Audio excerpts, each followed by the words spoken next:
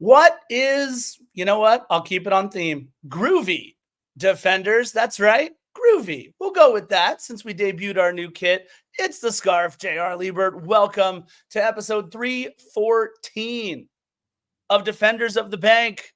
Easy there, Alexandra. We got some people in the chat already hot and ready to go because, 2 matches after a 13-match unbeaten streak, things are a little rotten in the state of Denmark, but I think we're going to be okay. It's Scarf. I've got Philly, world-famous Philly Monster Studios, and you know what? We didn't lose, right, Philly? We didn't lose, but it didn't feel great because we didn't play great. We're sluggish. I'm sluggish. We're at the almost at the end of this congested part of the schedule. We've got one more game on the road, somewhat of a break, a League's Cup scenario, and then not another official home game regular season match until the end of August. And then from there, we've got 4 home games left. So this crazy congested part of the schedule has us all feeling a little off kilter. Not only the boys on the pitch, but the boys off the pitch, in the stands, and on the podcasting platform.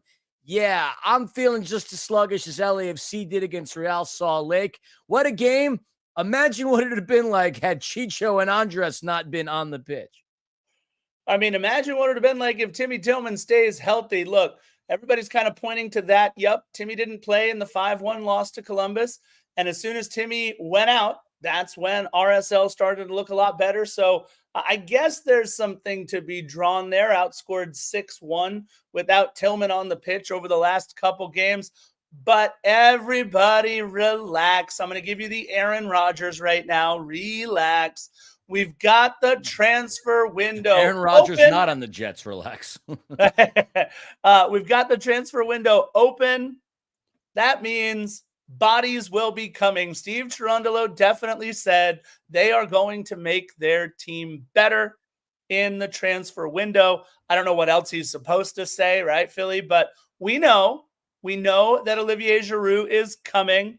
But that being said, it's going to be interesting to see who else. One of the guys who I had heard some rumors about, Philly, is definitely not coming because he's going back to his former club. That would be Luka Modric. He is not going to be black and gold for at least this season.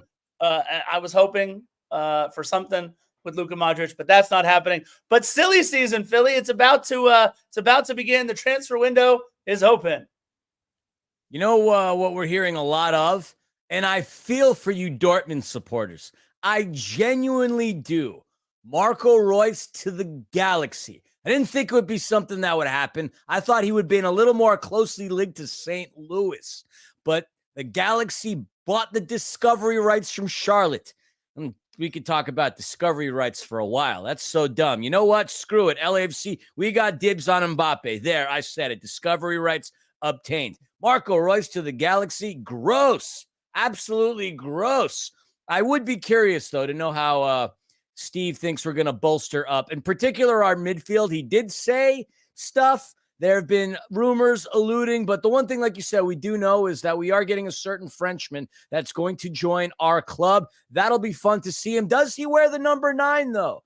That number 9 historically has been reserved for some pretty not reserved, but has been worn by some pretty good players. Diego Rossi, a Golden Boot winner. Chicho Arango on his way to becoming a Golden Boot leader with another club. But is Giroud going to wear number 9? What do you think?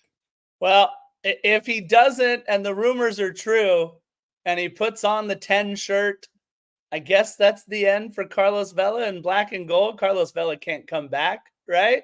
And not wear number 10. That would be weird. I don't know. You know what else was kind of cool? I mean, we got Giroud coming over. I think he's going to wear the 10. I think that might be it for Carlos. I'm shocked that I said that. He wears 9 for France, Scarf. I hear you.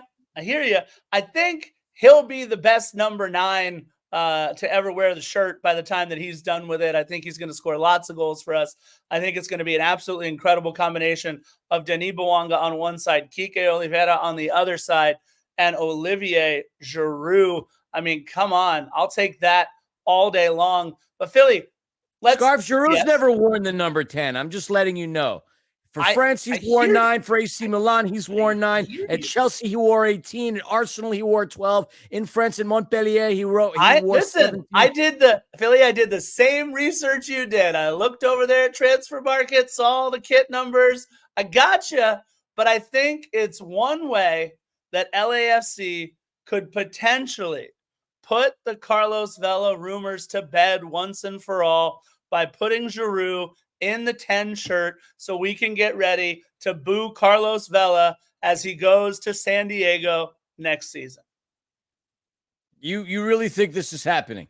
He's taking a year off and he's going to continue to play. At his age and with his work ethic, that would be a very bold move, Cotton. I don't see how he can do that. I hear you. Number one.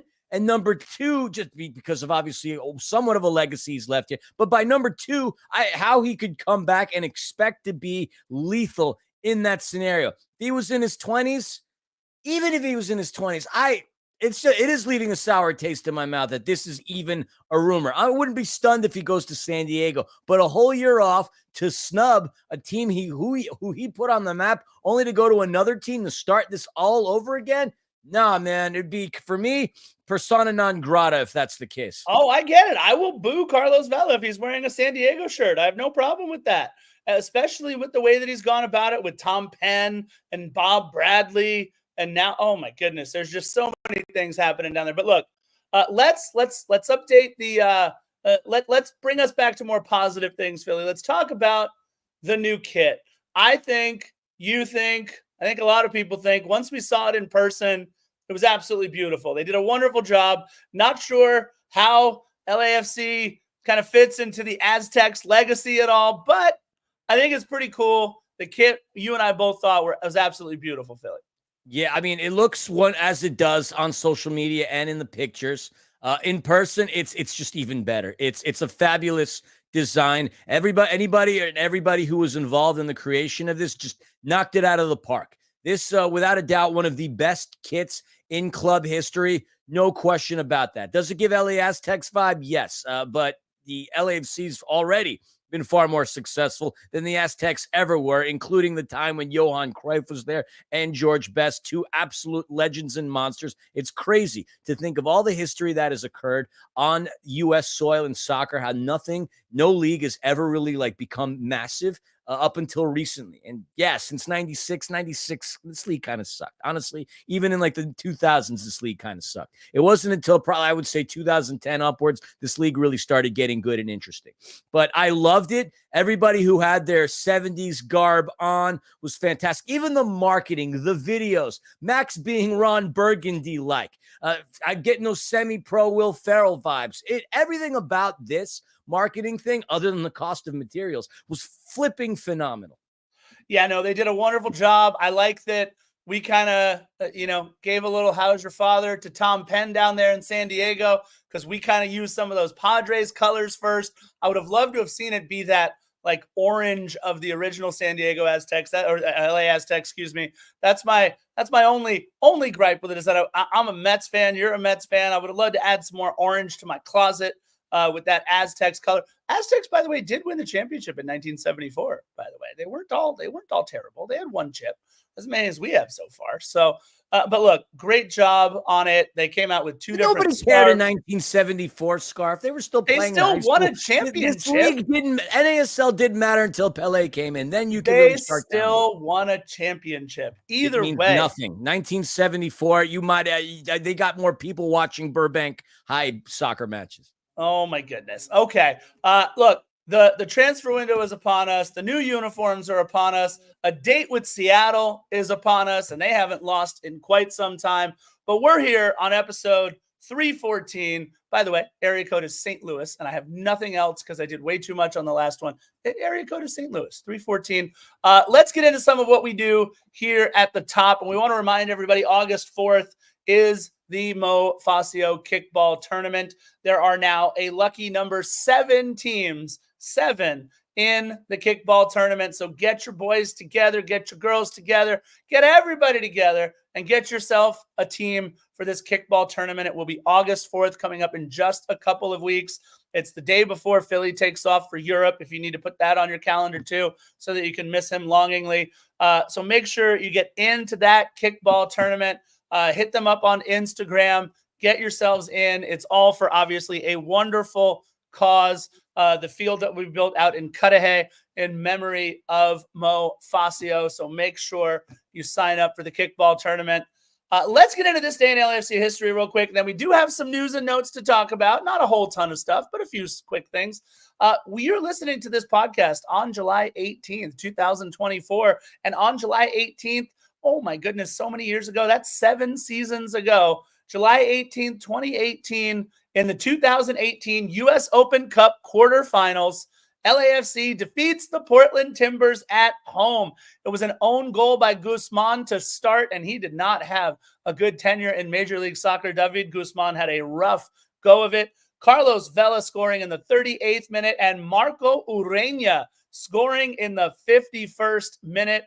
That was the match where Portland protested because they thought we used too many international players, and Adama Diomande accused Portland players of a racial slur. Nothing ever came of either one of the things, but it was a hotly contested match, and one of those that really helped lay the groundwork for Portland being kind of our secondary rival in all of these last 7 years or so. So LAFC winning 3-2 on July 18th, 2018. Philly, Mother Nature did not allow us to play our match against Houston on July 7th. Hopefully, Mother Nature will allow us to play that match on September 7th. Yeah, either way, it's going to be on the road in Houston in what's going to still be somewhat of a mild and humid climate. Yeah, the game's going to be played. 34 games have to be played over the regular season. Every game matters. Goal differential matters. Every point matters. So it's good that they got this on the docket. Mother Nature unscored on and undefeated and will remain so forever. Yeah, so we've got that match September 27th, and we do have our Open Cup match now officially scheduled for August 27th. And folks, as Philly has just put in the chat, he's absolutely right. It is at Starfire Sports Complex in Tukwila, Washington. Starfire in Tukwila. It does not seat nearly as many people as Lumen Field. I've heard rumors of up to 4,400 people at Starfire. 4,400 will be able to go to this match. It is incredible to me that 2 MLS clubs, 2 of the league's best MLS clubs since we've come into the league, are playing at a 4,400 seat sports complex for the semifinals of the U.S. Open Cup. A little disappointing, Philly. I know obviously there's a concert or something going on at Lumen, so they couldn't hold that date, but we couldn't move it to, like, I don't know, the night before, the week after, something else a little different. Tell me you don't care about the U.S. Open Cup semifinals without telling me you don't care about the U.S. Open Cup semifinals. Comical in that it's going to be in that big of a venue. 4,400? Geez, at that point, you might as well just bring the game indoors. Whatever. It is what it is, and we'll just embarrass them in front of a capacity crowd of 4,400. Whatever. Yeah, listen, I'm going to try to go. I think I've already kind of decided I might be able to try to go. You're going to hop in behind the wheel of a car and you're going to drive, right? No, I don't want to drive up to Seattle. Or Shut the front door. You drove to Vancouver and Dallas and Austin. You're telling me you're not going to drive to Seattle? We've talked about this. That drive to Arlington broke me. I don't think that's going to happen, but we'll see. Knock some sense into you. The wide open road did. Amen. All right. There's a button that I have to press for my feelings towards that. Joey, I love it. Joey wants to go on a road trip. Lafferty wants to go. Let's get a whole group of defenders out there. It would be pretty cool to see a bunch of the millions of the defenders of the bank listeners, the proud supporters of the black and gold, take over the 4,400 seat. I think it's 4,400 is what I heard. Seat Starfire Sports Complex. That'll be fun. The only other thing I've got, Philly, is if you are listening to Philly as he goes over the 18, in this match. There'll be a name that you heard a couple of matches ago. Last match, I forget which one it was. Eddie Berriman signed to a short-term deal from LAFC 2 for the RSL match. This is his second short-term contract. They can sign up to 4 and appear in the 18 for up to 2 before they have to be signed by LAFC. So not sure if that's the route we're going to go with Eddie, but either way. So yeah, that's it for news and notes for me. Philly, you got anything on your end? Yeah, I'm going to do a selfish little plug for the Major Arena Soccer League. So as you all know, I've been the play-by-play broadcaster for the local team here out of Ontario, California, called the Empire Strikers. Now, this is a professional league, ladies and gentlemen, and some people get some nice money as a result of playing in this league. Marco Fabian is on the Empire Strikers, the legendary Marco Fabian. Jermaine Jones played on the Ontario Fury, now known as the Empire Strikers, and Landon Donovan played down in San Diego. There is a decent living to be made playing indoors. And the reason why I bring this up, because between October 26th and October 29th in San Diego, California, technically Oceanside, at the brand new constructed Front Wave Arena, the home of the San Diego Sockers, the MASL will have their player combine. That gives some of you aspiring athletes out there, maybe some of y'all finishing your collegiate careers, maybe some of y'all are a year or 2 or 3 removed from playing at a high level. You have an opportunity now to showcase your talents against some of the best indoor players in this country. If you head on over to maslsoccer.com/MASL-pro-combine, you could sign up for it. They're going to do a weeding out process. So this isn't one of those like, yeah, I played 1 year a JV ball in high school. No.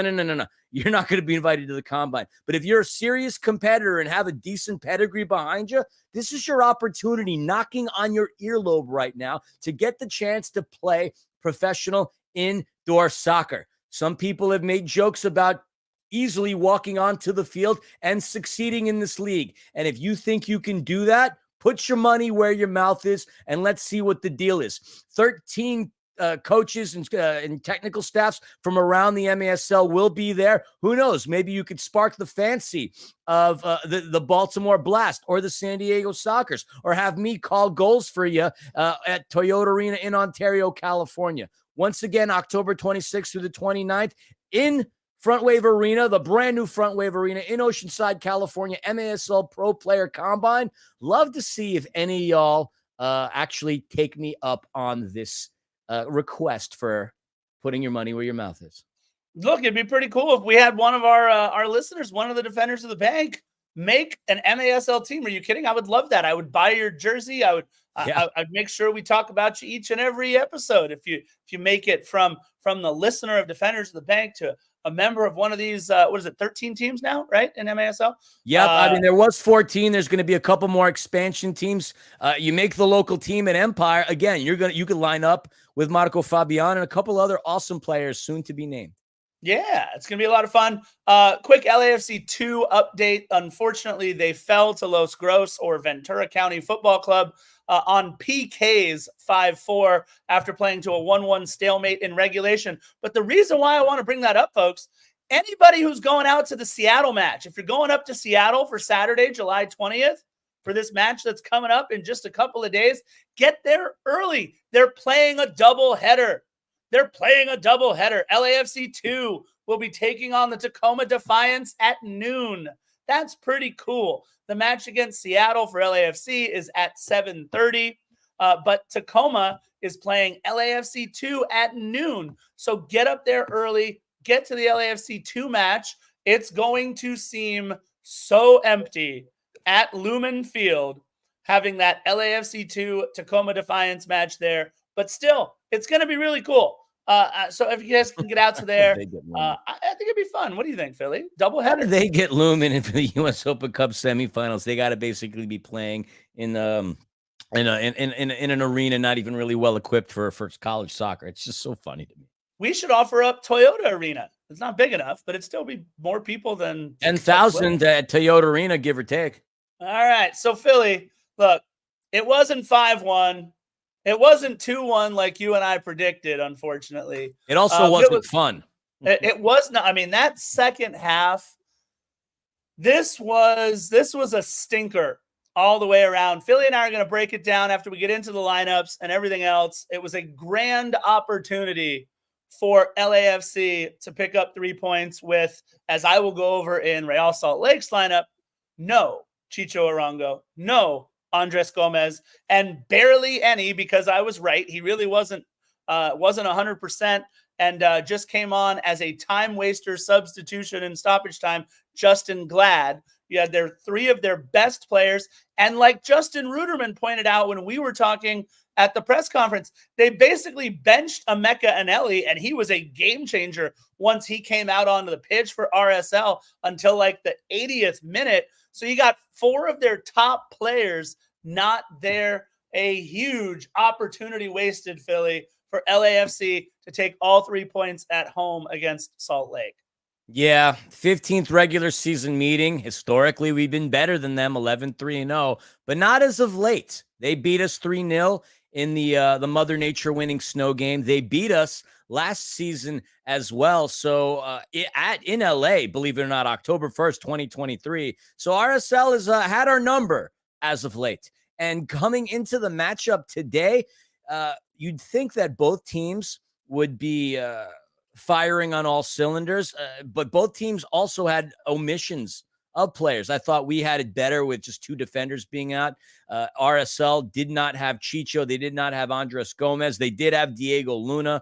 But Pablo Mastroeni just showing everybody that he's a fantastic coach in Major League Soccer. RSL has been one of those teams on the road, Scarf, that have been awesome. And by way how they're going throughout their season, they're a side that's really going to do some stuff. Despite not having Chicho and Andres, they really stuck it to us, man. And let's get into this recap. Yeah, look, I do want to say one thing before we go into lines. Our defense played great. Our defense played absolutely fine. We've played this bend but don't break style defense over the course of our 13 match. It wasn't a winning streak, undefeated streak. We played great, and this defense played great again yesterday. It was kind of a fluky goal, which we'll get into. Very fluky, yes. But the defense played fantastically. The offense looked awful. Let's get into it. LAFC taking on RSL at home. You mentioned Pablo Mastroeni, as good as it gets in terms of coaches in MLS. He was also a long-time MLS veteran, a legend of the league. And coming into the match, look, 12-4-7, 43 points. Yes, the same number of points as LAFC heading into the match. Granted, on 2 more matches played, but still tied for the first on points in the Western Conference. And Philly, you talked about it. In 12 prior matches on the road this season, they lost only 2, 4 wins, 6 draws in those 12 matches. They are very, very good. We have belabored the point that there was no Chicho Arango and no Andres Gomez. And again, barely any Justin Glad. But their formation, they came out the 3rd straight team, I think actually 4th straight team, I want to say, to play us in a 4-2-3. Oh, no, excuse me. Columbus does not play in a 4-2-3-1.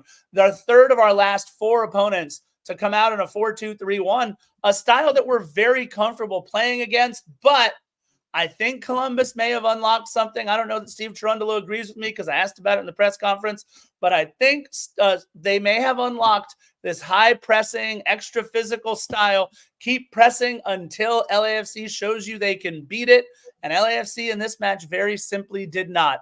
The one person who we knew we could beat and who Kike Oliveira certainly beat was their goalkeeper, Zach McMath, who had a Tyler Miller-esque head-scratcher of a game.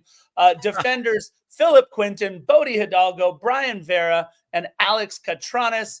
In the midfield, Nelson Palacio and Brian Ojeda. And their 3-1 kind of diamondy formation, Michael Chang, Matt Crooks, Diego Luna, who is still very, very good and fun to watch. And my player to watch, who barely did anything in the match, would be forward Anderson Julio. But on the 18, Emeka Anelli will do a few things in this match after the 80th minute. Andrew, don't call me Adrian Brody, Brian Oviedo, and Justin Glad, you came in as a time-wasting substitution. Philly, who you got? You just hiccup there? That's what it sounded like.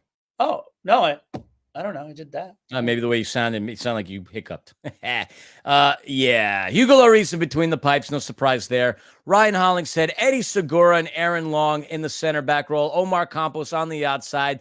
My player to watch, which we're going to talk about, how he might be just the key to all of this. Timothy Tillman, Ilya Sanchez, Edward Atuesta. We welcome back Kike Oliveira.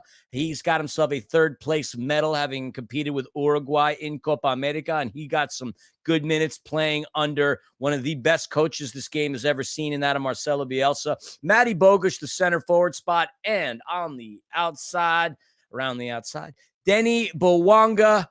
But we would have another legend on the pitch, Scarf, before we really get... Oh, yeah, I should mention the 18. Maxime Chenot, Thomas Angel, Berriman, who you referred to, Kai Kamara, Romero, Tommy Musto, Eric Duenas, Nathan Ordaz, David Martinez. It was, Scarf, really nice to see friend of the pod, and it seems like forever and a day ago, where we had him on the pod. God, between him, Benny Failhaber, Adama Diamande, we've had some players on the pod, but not in a long time. Stephen Betashore, the Falconer, and this time, Ali behaved. Yeah, real quick as you talk about it, I didn't know it'd be beta time before the match. That was pretty great. The honorary Falconer, Stephen Betashore, got himself a big standing ovation. If I would stay on camera, I would give a big standing ovation to Jason Micknook. Jason, love you, buddy. Again, thank you so much. Such a cool gift from Jason, and obviously Ken and Amanda and everybody. We love the Micknook family. It's just such a cool honor. I have now, it's not right here. It's actually, it's all the way over there, but I'll get it for the next pod. I was gifted a training lure that they use to train the Falcons before the match. It's not one of the ones that they catch during the match, but no. It's the one they use to train them with. And if you ever watch their lures, there's this heavy foam padding all around the outside of where the lures is. Not on mine. This thing has been beat to hell, and I couldn't love it more. And the best part is it's that team from 13 miles down the road. It's their crest that's gotten all beat up. It's weird to own something of that crest, but I could not be prouder to say that I do. Jason, everybody in the Micknook family, we love you guys so much. Thank you. Philly has an Ollie feather that he was gifted very early on in the process. Can you reach it? Can you grab it? And show everybody. I can. Don't knock over all your bobbleheads like you did earlier, though. All right, here he goes. He's going to get the feather. So Philly, I mean, look at that. That's so cool. Oh my God. I've never been jealous of anything in my life as much as I am of that feather, but being gifted the lure, absolutely incredible. Again, we love the Micknook family. We had Ken on as well early on in the process. We got to get Jason on now to talk about what it's been like being handed the torch from Ken. But we all know Ollie is as much of a part of our history as any member of this club, any human, that's for sure. And absolutely love it. That's it. Joey's leaving. He's a little jealous. Sorry, Joey, we love you. I'd say, come play kickball for us, but you're getting the Happy Foot, Sad Foot team together. So you got to do that. But we love you, buddy. So yeah, just want to say a big thank you to the Micknooks. They have been such friends and fans of ours, and we are such friends and fans of them. Even Amanda, who helped us get our first ever beer bottle, the Defenders of the Bank Ale. I've still got one or two of those somewhere. Philly's going to get that. It's show and tell with Philly, everybody. We're taking you into Philamonster Studios. There it is. It's what he keeps the feather in. I love it so much. That was done by the Micknooks as well. Just so a honey awesome. blonde ale. It was very, very tasty. And sucks that we lost that scenario with Riley's Brewing Company. But from what I hear, Riley's wasn't exactly run that well or efficient. But yeah, we once had our own beer brand. It was pretty cool. It was amazing. Real quick, in the chat, there were a couple of people who mentioned this, and we're going to talk about this after both Ricardo and Genuine Cougar. I've never seen them play back to the keeper so much as they did yesterday. And then Genuine Cougar follows up with they would press, and then we couldn't or wouldn't get behind them. Steve talked about that in the press conference. We'll go over that at the end because, Philly, you remember how exasperated, how kind of pissed off Steve Cherundolo seemed at the end of that press conference when he was saying what he was saying. We'll talk about that at the very end so that we'll keep some of you guys around. But Philly, it started out great. Thank you to Zach McMath. But more importantly, Philly, thank you for getting Kike Oliveira to laugh and asking that fantastic question in the press conference. I'm going to let you take it from here. Yeah, that's been my MO, just trying to get the players to break face, break character. I asked Denny a question where I thought he was gonna break character some weeks ago. He complimented the question, but he stuck on brand. Tried to do the same with Kike Oliveira. These guys have obviously been coached very well by PR. They don't break. They definitely don't break. And Kike Oliveira making his return match after having spent several weeks and days with Uruguay.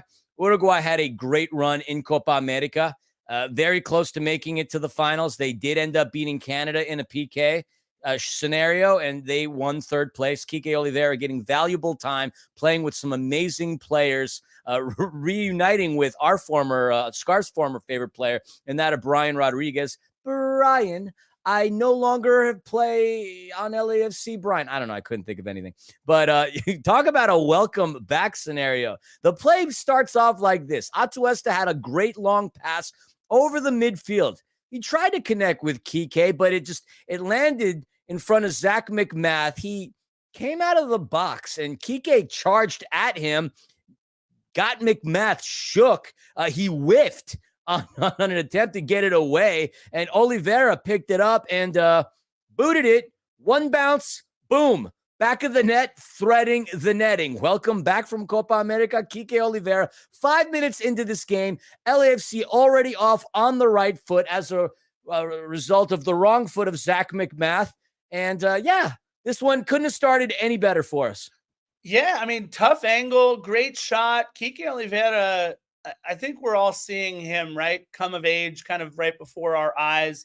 You mentioned how pivotal playing for Bielsa and Uruguay was for his, or is for his, development. Really loving what we have seen from Kike Oliveira this season. A lot of you were ready to get that Brian bus started back up again and drive Kike out of here as well. But he has certainly figured things out much better than Brian Rodriguez ever did for LAFC, and we couldn't be more proud. Zach McMath going full Tyler Miller on it, that's for sure. But Philly, 16th minute, he almost pulls another. I mean, my goodness, Zach McMath coming all the way out again to try and clear a ball away. The ball bounces out to Matty Bogusz, and Matty takes one from distance, and Zach has to kind of poke that one up and over the bar. But Philly, I know we have to kind of go back to talk about what happens next. At this stoppage time, we have our first and certainly unplanned substitution. After he punches it over the bar, LAFC earns a corner, and that corner brings on Kai Kamara for Timothy Tillman. And Philly, you and I both knew exactly what it was as soon as he started pounding the back of that leg of his.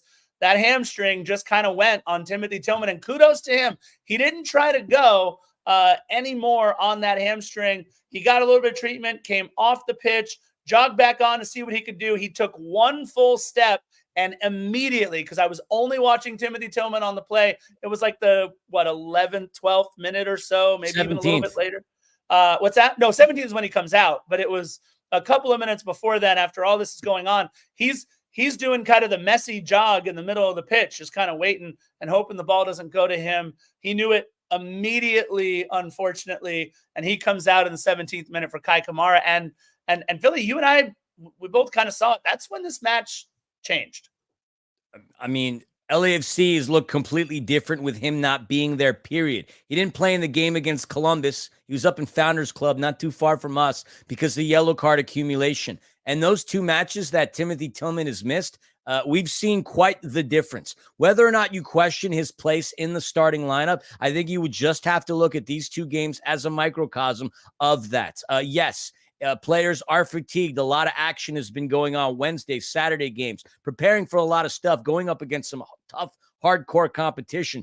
But without Timothy Tillman, we stopped looking good even for the rest of this game. 17 minutes in, we're looking fine. He comes out. The good news is when we were in the press conference, we saw him walking around Field Club, signing autographs and taking pictures. He wasn't walking as gingerly as he was coming off of the pitch. But when Steve was asked what the status was, he said he doesn't know. They do some tests today, and we'd find out. I assume we'll probably hear about it during the press conference for the day before the match tomorrow. I'd be very curious, because without Timothy Tillman, we do look like a different team, a team that, well, if we're going to be playing out of the back, we need to kind of avoid the midfield altogether, because as somebody alluded to in the chat earlier, the passing had not been good. I mean, we're going to finish the game with 78% passing efficiency. That's terrible. That's probably what we had during the snow game. I'd have to go back and check it. But not having Timothy Tillman, this is where the game starts to kind of fall downhill for LAFC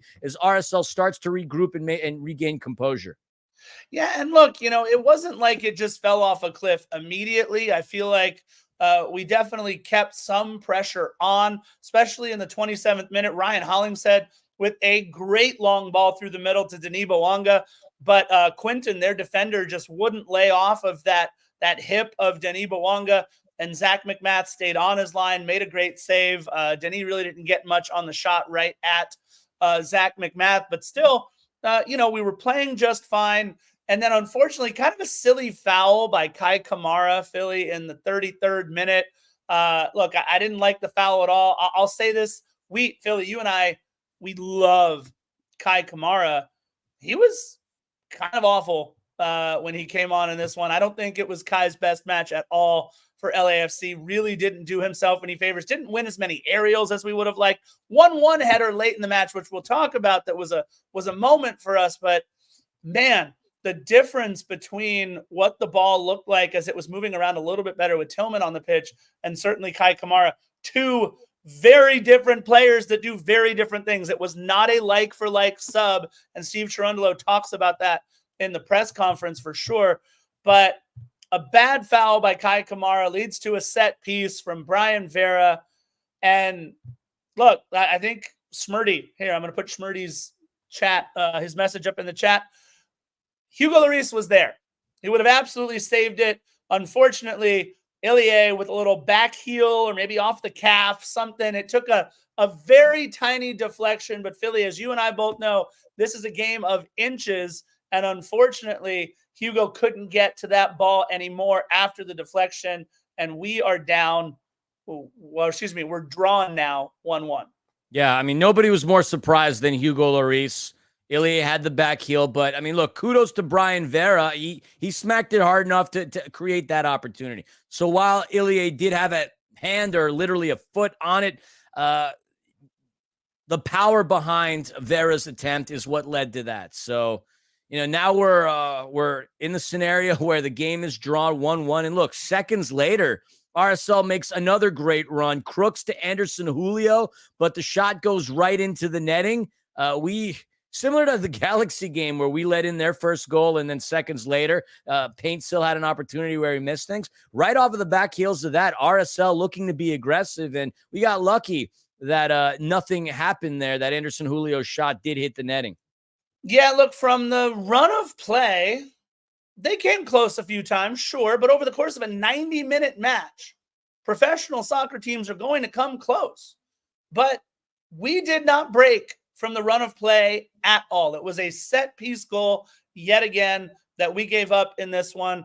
Maddie with a laser right before the halftime break, easily saved by Zach McMath. But again, reminding everybody on the pitch, you have to account for Maddie wherever he is out there on the pitch.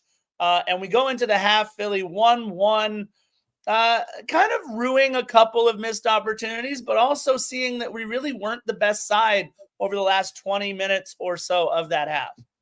Again, because of Tillman's omission from the lineup, Maddie having to draw back into the midfield, Kai moving forward. It's funny how early on in the season, Maddie, even during the press conferences, was saying how he's far more comfortable operating as a midfielder. I mean, I think now the reverse can be said. He's grown comfortable playing a forward position. He's become quite the threat, scoring goals and assisting as well. Him going back to the midfield, now it's, creating those comic book question mark bubbles above his head. He just did not look as sharp as he had in previous games. But is Timothy Tillman the key, the missing piece to the puzzle? At this point, all indicators would say yes, because we haven't played very well. Columbus, yeah, we could throw it out as a mulligan, a terrible game, but we didn't have a very efficient game against RSL either. And if we go to the first half stats, neither team had a great scenario. Ball possession was mainly run by RSL. The XG's not great for either side, but the passing efficiency, LAFC within the first half at 80%, which would drop after the second half. RSL with 88. Ultimately, without even going down every single stat, they beat us in practically every category that there is, even when it comes to creating opportunities, to aerials, RSL they just had our number today, man. Or today, I should say, yesterday. It didn't look solid in the first half. 4 shots on target. Remember that number. RSL, when they had the 1 shot on target, but off of their 10 attempts, they have 1, we have 1. Yeah, and look, again, I want to remind everybody, if you go back and watch the match again, the defense wasn't terrible. The offense was really terrible. You had those 2 things happening at the same time. I know that, we couldn't get anything going in the second half, but also look at their shots on target in the second half as well. Not a lot happening on the RSL side, although Diego Luna, right at Hugo Lloris after the ball kind of pinballs around the box to start the second half. We got pretty lucky, Philly, that we're not down 2-1. Luna just couldn't get anything on it, kind of fell right to him, but went right to Hugo Lloris. To me, that was his best save of the match, but it wasn't the LAFC's pick for best save of the match. And then Philly, I got to say, again, the Kai Kamara show just couldn't get started. You really see the confidence in Kike Oliveira in the 52nd minute as he absolutely undresses his man down that left-hand side. I couldn't tell if he played it around him or if he played it through his legs for a nutmeg. But Kike around his man all the way down to the left-hand sideline, finding Kai Kamara in the box. But unfortunately, Kai did like one of those little diving shots, couldn't get anything on it at all. Beautiful runs by both Kai Kamara and Matty Bogusz to keep the defenders spread so that it had to be 1v1 before that pass. Kike Oliveira did all the hard work on that left-hand side. He was unbelievable coming back and the way that he played. But a missed opportunity there for sure, as Kai Kamara couldn't get on the other end of one.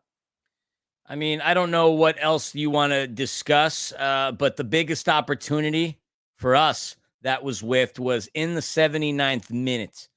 In the 79th minute. Oh, actually, there was an Atuesta free kick. I was going to say, 72nd minute, we had 2 great opportunities, more missed opportunities, Philly. Yeah, Atuesta had a great attempt. That was saved by McMath. McMath looked a lot better in the second half. Maxime Chanot had a cross header to Kai. That didn't go through. So those are a couple of attempts there, but none as precious and as important as in the 79th minute. Denny threaded a fantastic ball into Matty Bogusz, who just had too much boot on it. He skies it into the south end. That was our opportunity. That was our go-ahead. That was our game-winning goal. Now, I'm not going to obviously poop on that. Look, Matty's been fantastic. Denny, when he doesn't score, has proved to be a good facilitator. We just looked flat on a lot of occasions and couldn't capitalize. RSL, they were pressing hard on us. They were being physical. Same like Columbus. You asked Steve whether or not Columbus exposed something. I think for us, playing out of the back and constantly going to Hugo is an issue. Why not go over the midfield if you don't trust the players in that spot? Because we have forwards that are very special. But in terms of our forwards being special, it wasn't Matty as a forward. He's operating as a midfielder there. But great pass from Denny into Bogusz. That was it. By not capitalizing on that, that was the opportunity we had at securing 3 points. No, you're absolutely right. That ball kind of jumped up on him just a little bit. Think of like a ground ball taking an extra hop on a fielder. I don't think he expected to pop up just as much as it did. He was also a little late getting around to it. It was never close to finding woodwork or even finding the back of the net. I really like the opportunity that Maxime Chanot gave us with that header on the back post there in the 73rd minute with Kai Kamara. I mean, that's exactly what we have Kai there for. He just couldn't find frame with it again. It was one of those one of those frustrating things.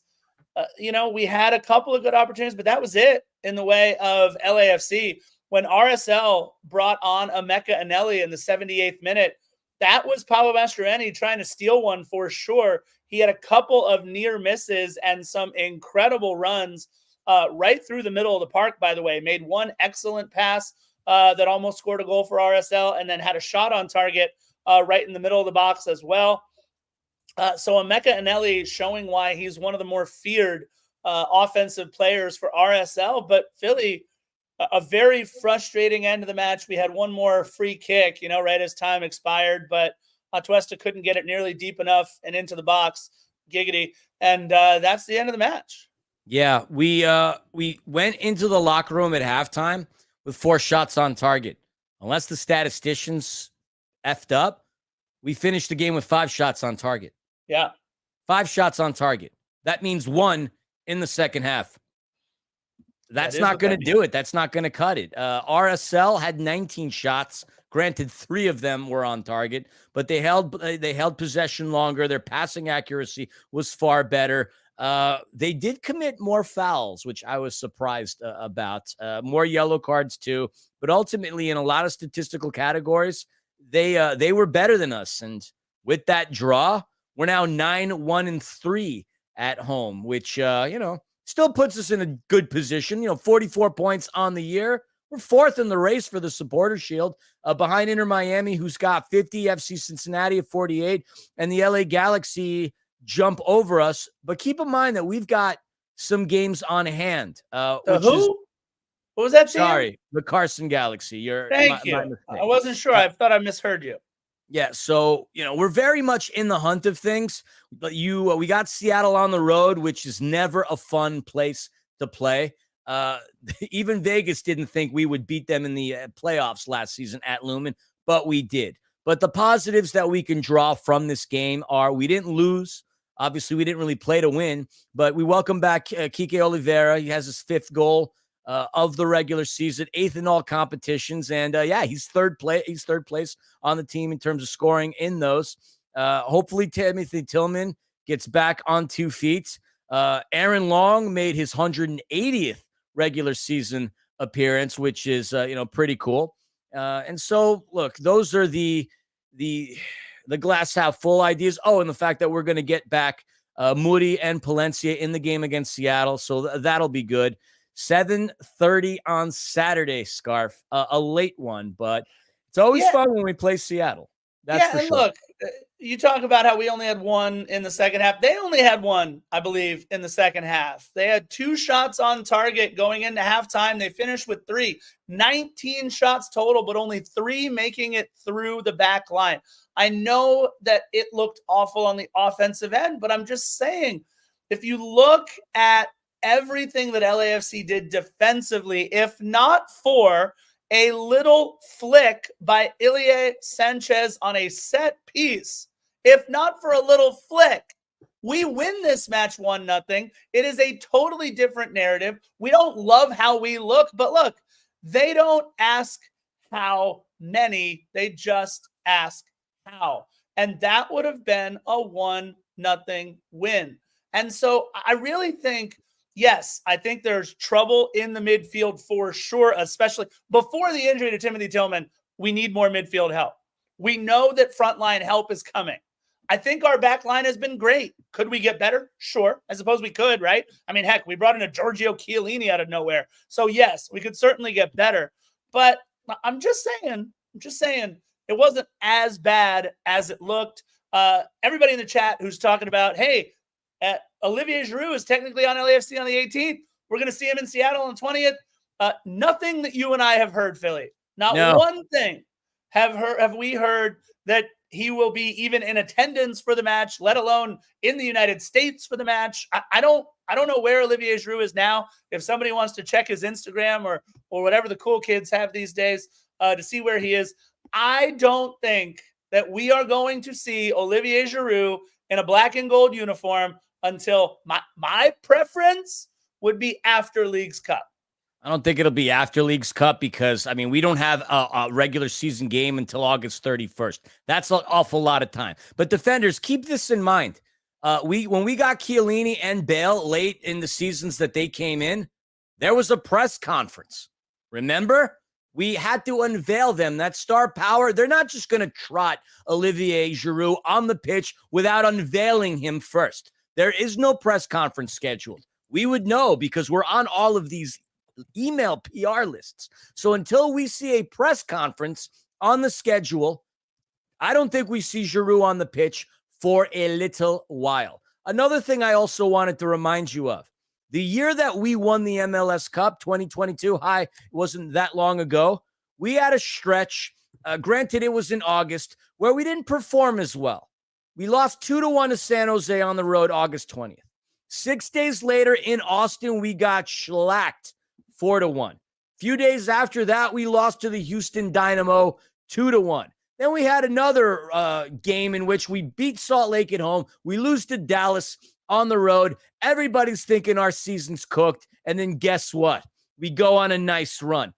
We lose decision day to Nashville, but then we go on to beat the Galaxy in the semifinals. We beat Austin in the conference finals. And remember, we beat Philadelphia in that tremendous game. So the stars may be aligning. History has a tendency to repeat itself. We bring in an all-star, game-changing European at the tail end of the season. We go through a lull, then all of a sudden we start playing well. There are a lot of interesting coincidences going on right now in the heart of Los Angeles. So don't be too down on yourselves. 13-game winning streak across all competitions. It would be silly and kind of ridiculous to think that our gooses are cooked. We've already played our best football. No way. We're only going to get better, and it's not just going to stop and end with Giroud. Reinforcements are coming in.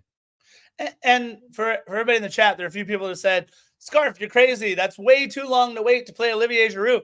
I mean, look, we have our match on the 20th. We know we play Cholos on the 26th and Vancouver on the 30th. After that, folks, our next scheduled match, assuming we don't move forward in Leagues Cup, our next scheduled match from July 30th is August 24th in Vancouver. Are we going to have Olivier Giroud start his LAFC career in Vancouver on turf? I don't think so. Could we have Olivier Giroud start his LAFC career in Starfire Sports Complex on August 27th against Seattle Sounders? If it's grass, sure, let's do it. I like it. But otherwise, August 31st is our next home match. I don't think we should wait that long. I agree. I think it should maybe be the Seattle game in the Open Cup semifinal.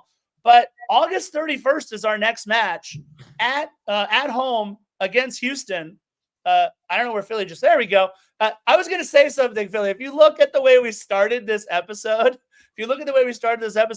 I kind of started out, it was a little dark. I was kind of adjusting the lighting, and Philly was in this beautiful bright light. And over the course of the episode, it just got way lighter over here and way darker over there. That was kind of funny. But look, we got a lot of matches still to play. We got the 20th, the 26th, and the 30th.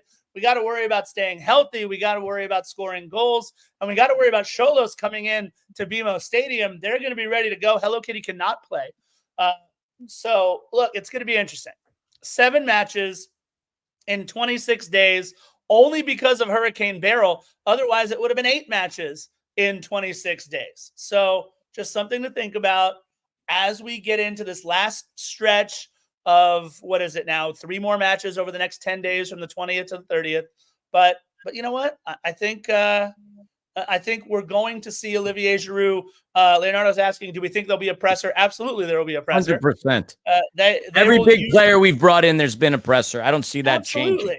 Not for France's all-time leading scorer. Definitely not changing. Yeah. No, I can't wait for it. It'll be awesome. So I think all we got to do, bring in maybe 2 or 3 more pieces that will get significant run, including Olivier Giroud, and all of a sudden, we're back contending for MLS Cup for a 3rd straight year.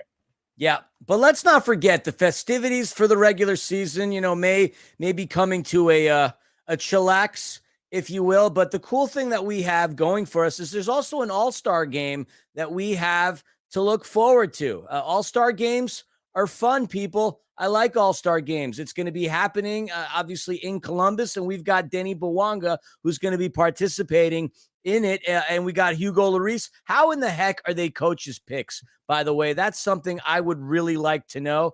But that's going to be a lot of fun. We're going up against Liga MX. They're going to be coming out hot against MLS because if you go back to the last time this type of format occurred, it was at then Bank of California Stadium. We went to PKs. MLS won. The time before that, it was in Minnesota. MLS still won. So the MLS All-Star Game, definitely the skills competition, is always fun and exciting to watch. We don't have any LAFC players. Denny will not be participating in any of the skills competitions. But this format, I genuinely love the MLS All-Star Game because you've got the best of MLS versus the best of Liga MX going up against each other. It's not this BS idea of going up against Arsenal or Juventus like they did in the past. I hated that format. When Arsenal whooped MLS's butt last season, what did that tell the rest of the world? That this is a joke of a league. One of the teams that had the best performances in Europe, a team that knows one another's tendencies, going up against a hodgepodge of players, all under the idea that it was going to be a competitive match. I hate it. Yeah, I get it. It's a money grab, but I like this format, and I'm very much looking forward to this All-Star Game. And Scarf, I know you are too. You spent money on a kit. I did. Look, July 24th, 5 o'clock. That's the All-Star Game. You mentioned it. No LAFC players and any of the fun stuff beforehand. But I'm going to say this. I think because Leagues Cup is a thing, I think we need to change the All-Star Game format. I'll tell you why. You mentioned it's the best of MLS against the best of Liga MX. It's kind of not. No Lionel Messi, no Chicho Arango, no couple of those guys. But also injuries and a suspension. Not like that. I hear you. I hear you. But I'm actually thinking we need to change it for another reason. Here's why. There is enough talent in Major League Soccer for both sides to have 18 players and play at West versus East, or even a draft your team format like they did in the NBA for a while. I think that would be, if you're trying to grow Major League Soccer under the spotlight that it is right now, imagine if you have, let's just say, here's a fun one. Let's say you've got 2 all-star captains. Let's say you've got a guy, and you're only doing this because of longevity's sake, right? Because neither one of these guys are all-stars this year. But I'm saying this because you'll have 18 players on both sides. You ready for this? You have Kai Kamara, the second leading scorer of all time, and Darlington Nagbe of 5 MLS Cups, these veteran Hall of Fame MLS level players. Now they get to choose the other 17 players. Who gets lucky and gets to draft, I don't know, Lionel Messi or Denis Bwanga or Christian Benteke or Chicho Arango or any of these other super duper stars that we have? I think if MLS really wants to start taking itself seriously and be a big boy American sports league, because all-star games are American sports through and through. It's not like the Prem stops and has an all-star game in the middle of their season. It's not like La Liga or Serie A or any of those other big leagues over in Europe stop their seasons to play an all-star game. This is a wholly American thing, right? So why not? Let's see it happen. I would love to see 18 guys aside. I would love to see it be a draft format. And that way you don't have to worry about, Matty Bogusz was snubbed for the All-Star game. He wouldn't be a snub if it was 18 aside and you had players. Can you imagine, Philly, in the midfield, Timothy Tillman playing against Matty Bogusz in an All-Star game? I think it'd be great. I don't hate the idea. And with San Diego coming into the league next season, now we have even conferences, 15, 30 teams. That would be better. But for the time being, I kind of enjoy what this is. We get to see players like Gignac. Rondon, who's on Pachuca, had a phenomenal Copa America where I mean he was taking care of business. Scarf. He had 4 goals in the 4 matches, 3 goals, 1 assist. I like that. But I don't hate your idea at all either. Yes, if this league wants to take itself seriously with Leagues Cup, we're going to have our competitions against Liga MX. That's the way to go, and perhaps they even do that next season because they seem really quick to change the format of the All-Star game. As long as they still have the skills competition, though, the day prior, that's fun. Goalie wars, the crossbar challenge, the touch scenario. I like the All-Star games challenges, maybe even more than the game itself. Oh, I'm with you. It's like the old Domino's Pizza quarterback challenges back in the day in the early 90s. That was way more fun than the Pro Bowl ever was. We all love watching the slam dunk contest and the three-point contest way more than we like watching the NBA All-Star game. I'll put it to you that the home run derby is more fun than anything going on in the actual All-Star game, though I love the All-Star game in Major League Baseball. Even hockey gets it right with the cool targets on the goalie and the skills competitions and all that. That is far more fun than watching some of these All-Star games for sure. But the beautiful thing about soccer is that you play it out over 90 minutes. It's awesome. I love it. Jurassic World Scenes does not like it. He's starting to poo-poo everything we say, but that's okay. We love you still. Either way, Philly, we got what? Tomorrow, one more sleep for the match against Seattle. Again, if you're going, get there early. LAFC 2 plays at noon. You get to watch 2 games. I'm sure it's like free with your ticket to the LAFC Seattle match. I don't know. But make sure you get out there. Come watch LAFC 2 take on Tacoma Defiance at noon on Saturday. But otherwise, Philly, I got nothing left to talk about RSL. Let's move on to Seattle. Yeah, I'm done. Yeah, Jurassic Park is I don't know, man. I wouldn't say you're realistic. Mildly pessimistic today because I haven't seen anything positive come from you, but that's okay. Keep in mind that we're still in a good spot. Everything you've said isn't wrong, but look, teams are going to go through a lull one way or another. No team goes perfect in this league. No team goes perfect in any professional sports other than the Monterey Flash that went 24-0 in Major Arena Soccer League. But yeah, I'm done with this conversation. Let's put it to rest. We got one more sleep tomorrow. We got Seattle on Saturday. We got another pod on Sunday, and then we head into Leagues Cup where we welcome Xolos de Tijuana. That should be a good time. So like you said, I'm done. We out. Hello, Kitty. I'm done too. Hasta la pasta. Bye-bye.